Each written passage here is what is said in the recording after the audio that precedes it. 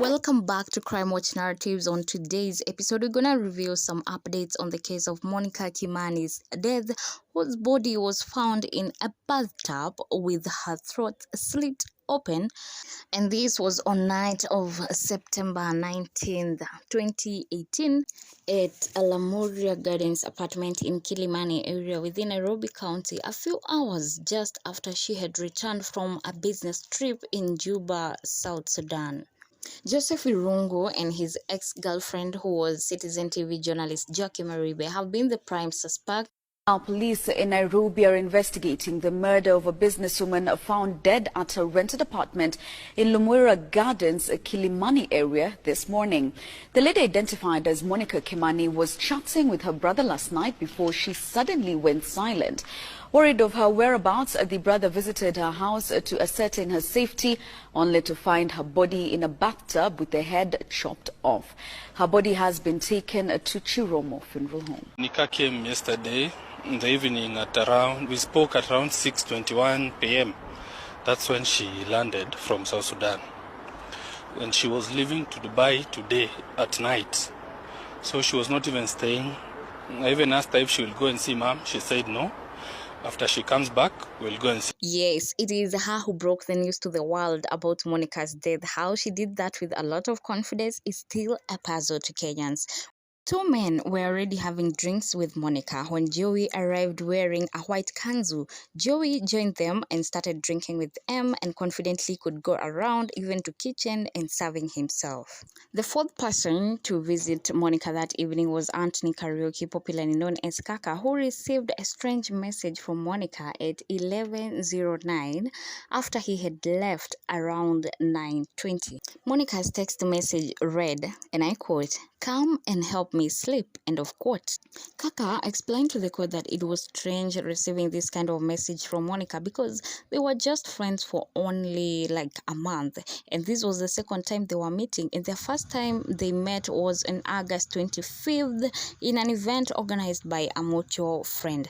Anthony did not ever go to the house.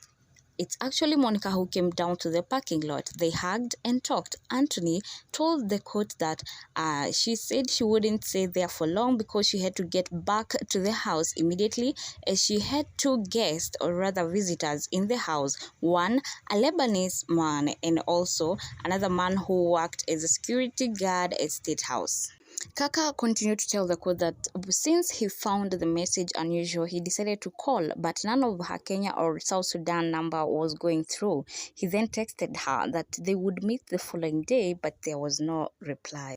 Monica is said to have accumulated a significant amount of riches within a short span and was planning to marry her Sudanese fiancé, Yasir Mohammed. There have been, however, different theories try to explain the kind of connection that Joey and Monica had, and some trying to say that since Monica had a lot of money and Joey was jobless, could be in need of Monica's money because also he needed money, and of course had a girlfriend who had a demand for a more expensive life. Joey had used Jackie Maribe's car to get to Monica's apartment, where after the murder, Joey joined Maribe at a club in Westlands before going home together, where they had hatched a cover-up plan. At Jackie's place, Joey burnt some clothes, among which were realized to be the white kanzu that he was wearing, to destroy evidence. And also, he shot himself on his left hand and posted on social media to try and create an alibi. According to the prosecution, Maribe conspired with Joey to create a false narrative that they had been attacked by robbers while entering Maribe's home at Royal Park Estate in Langata. They even tried to seal a hole in Jackie's bedroom from the bullet.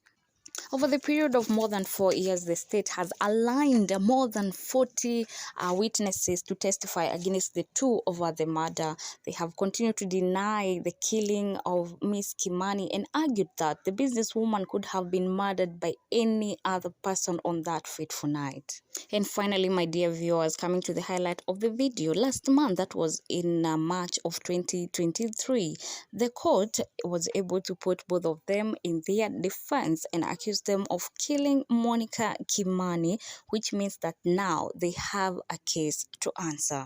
This was after Chief Investigating Officer Maxwell Otieno placed the suspect in scene of crime. Officer Otieno said that through forensic analysis exhibited in call data, Joey was captured leaving the scene of murder at 23:35 hours, or rather 11:35, and this was confirmed by Joey's friend Jennings Orado, who told the court that Joey had told him to wait for him in a nearby petrol station, and when he came, he looked disturbed and had changed his clothes. He also told Jennings that he and Monica had had an argument. Well, my dear listeners, viewers, subscribers, now the only remaining thing is the court to determine whether the two of them are innocent or guilty. My dear listeners, thank you so much for your time. Keep subscribing, liking, sharing, and commenting. I really appreciate your support. We're almost at 100 subscribers. May God bless you. This is your #1 channel for crime narratives. Thank you.